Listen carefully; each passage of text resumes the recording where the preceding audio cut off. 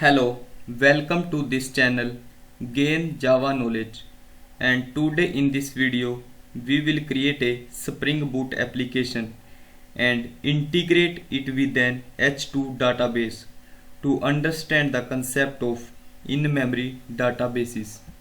First we must know about what is H2 database. H2 database are open source compact relational database written in Java language. So they are popularly known as in-memory database and generally used for unit testing or proof of concept purposes. And the data in memory database only exists when the application works, means the H2 database is created or initialized when an application starts and is destroyed when the application shuts down. The H2 database provides developers with an administration window that is known as H2 console. Okay, let's get started. And first we will create a Spring Boot application. So first we will open start.spring.io.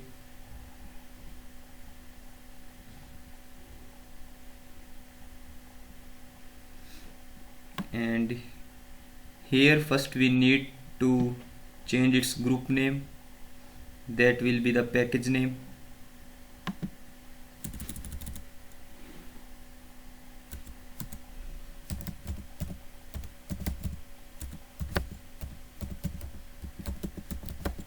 And here is the artifact ID.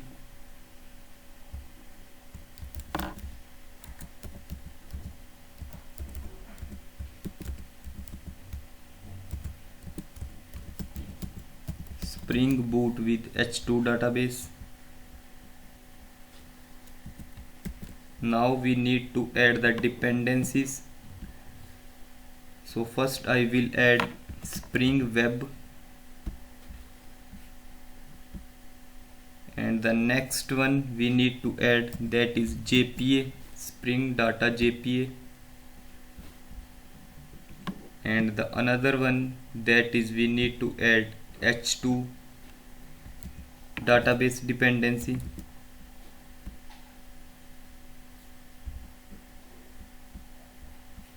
And one more, that is Lombok, so there is no need to write any getter and setter method.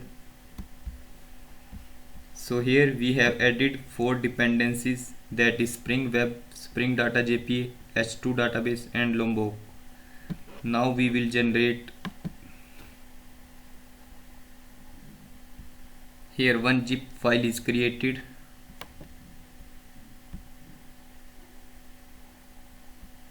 Now here I will extract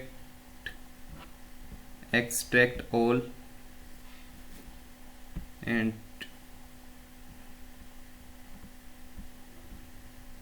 now I will copy the path and go to my Eclipse,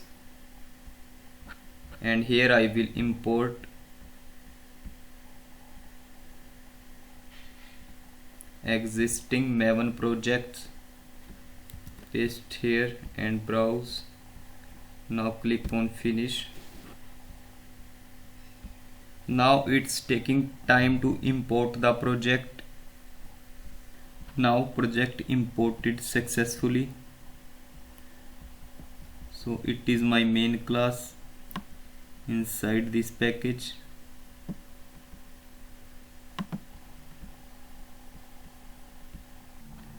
Now here I will create one package, that is for controller classes.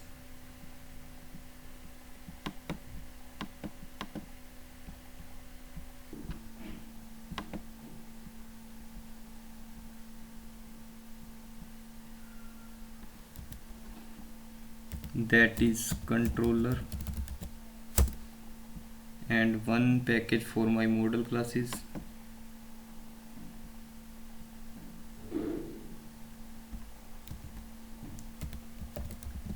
And one package for my repository.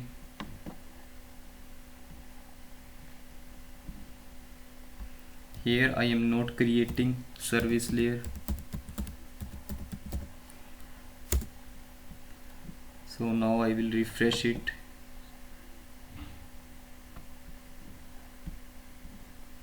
So first I will create my controller, that will be student controller,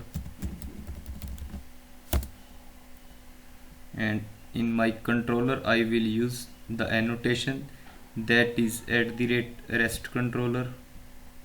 So Spring Boot application will understand it's my controller class.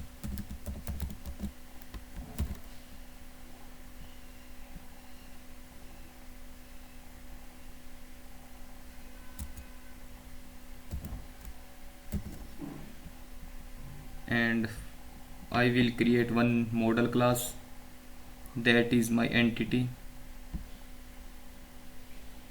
student,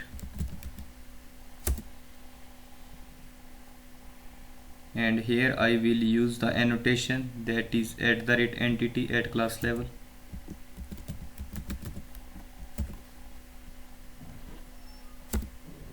And here I will define the properties.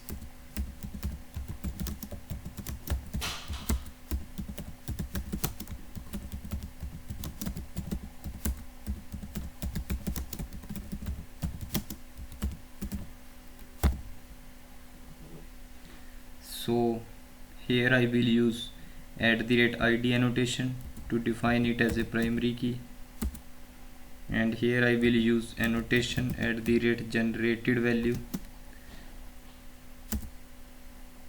So my primary key will be generated automatically, and here I will define the strategy,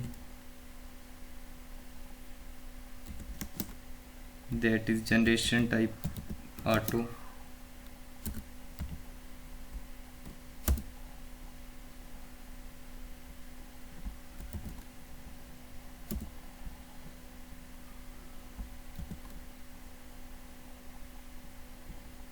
If you want to change the column name, then you can use annotation that is @column.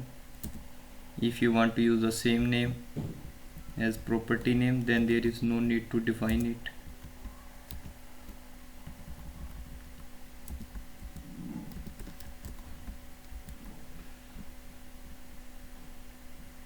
Now I will go to my repository package, and here I will create one class that is student repository.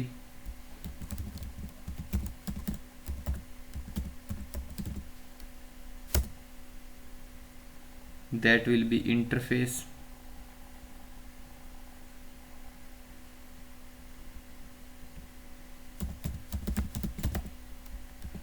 and will extend by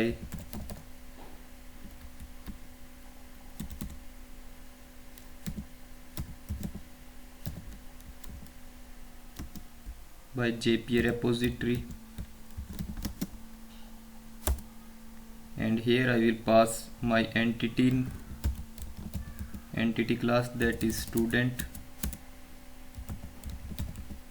and this will be the data type of my primary key.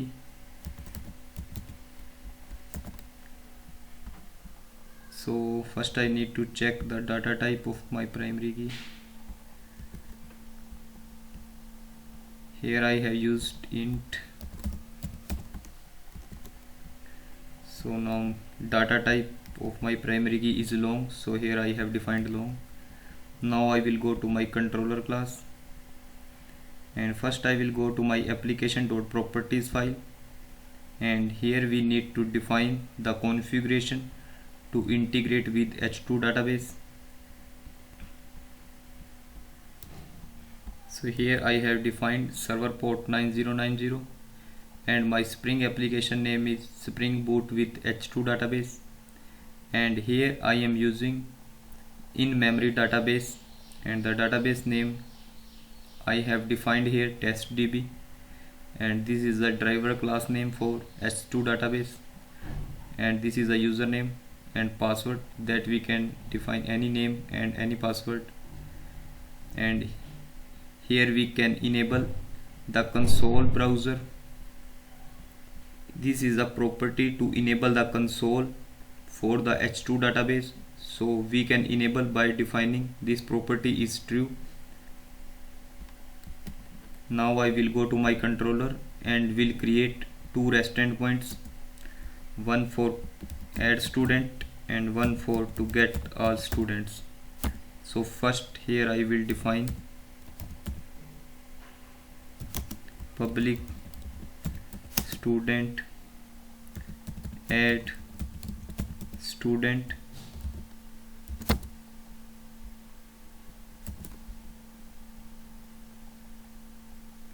and here at class level I will use @request mapping annotation to define the URL path.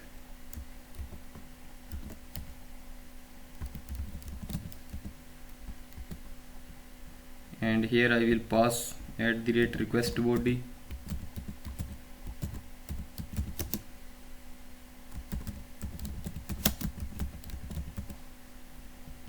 and here I will inject the repository student repository by using @autowild annotation.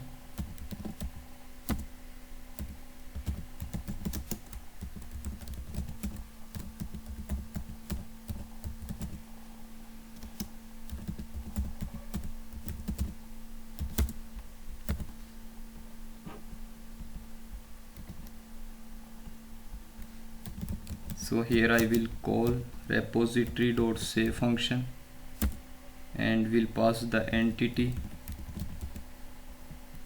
so it will perform save operation and return the same object that we saved. And next that will be used to get all the users, all the students. So here I will write one more endpoint, list of student and get all student,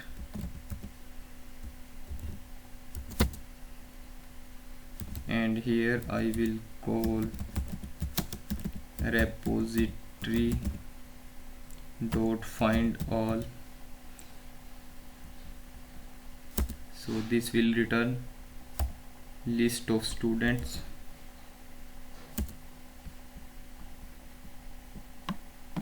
So here I have created two endpoints and integrate with H2 database.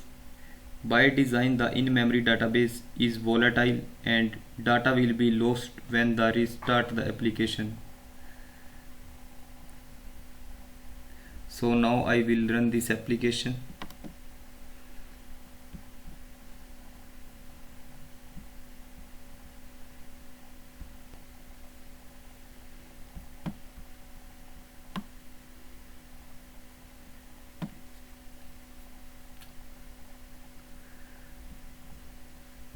Now our application has started at port 9090 and H2 database has an embedded GUI console for browsing the contents of a database and running SQL queries, but by default H2 console is not enabled.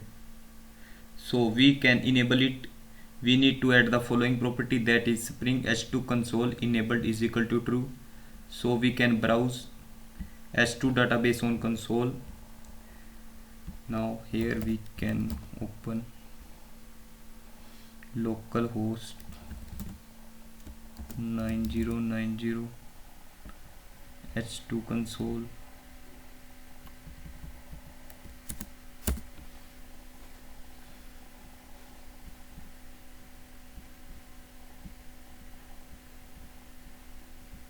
So here we can see JDBC H2 memory test DB is the database name that we have defined here, and our password is root. So here I will write the root and connect it.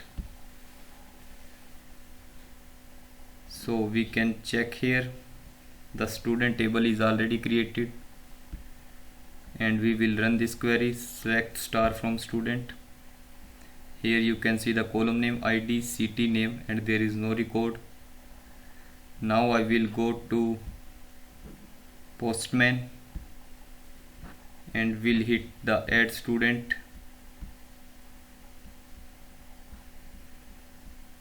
So when I will hit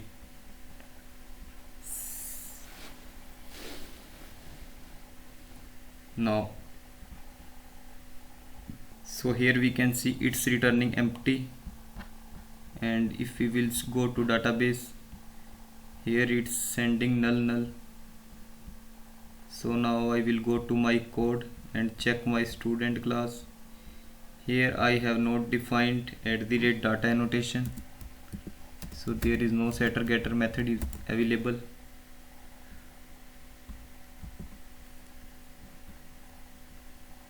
Now I have defined @data annotation to generate getter and setter methods by Lombok. Now I will close this application again and run this application again, and now I will restart the application. The H2 database is volatile and data will be lost when we restart the application. So that we have inserted two null objects that will be removed automatically because we have restarted application. Now our application has started. So here I will refresh the browser and the data will be removed. These two records will be removed automatically because we have restarted application. So now I will connect it again, and we can see here there is no record in student class in student table. Now I will go to Postman and send the request.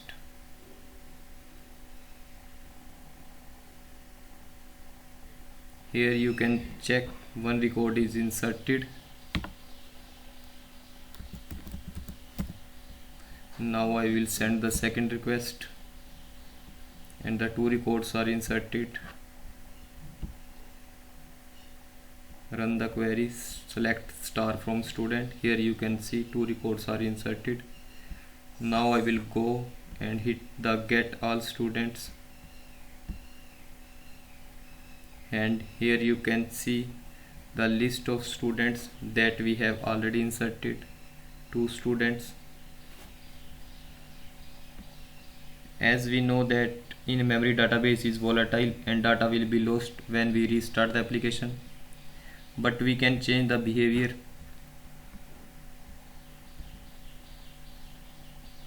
by using the file based storage. And if we want to use file based data storage, then we need to use this data source URL. We need to comment it.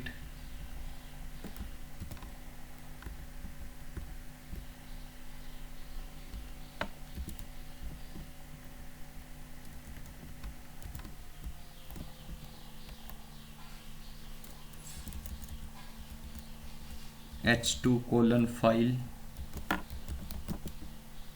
and here we will define the path of folder demo. Now the data will be stored into file and will not volatile, and we can also change the path of console. If we want to change the console path, that is h2 console, that we can modify by doing this, applying this property. Here we can define the path spring h2 console path. Here we can write anything, and we can also enable or disable the traces of setting. And here we can also use setting web allow others is equal to false, and it can disable the remote access if we have defined false, and no table will be created automatically, because in our case the student was created automatically. If we will define it as false, then will not be created. Okay, thanks for watching this video.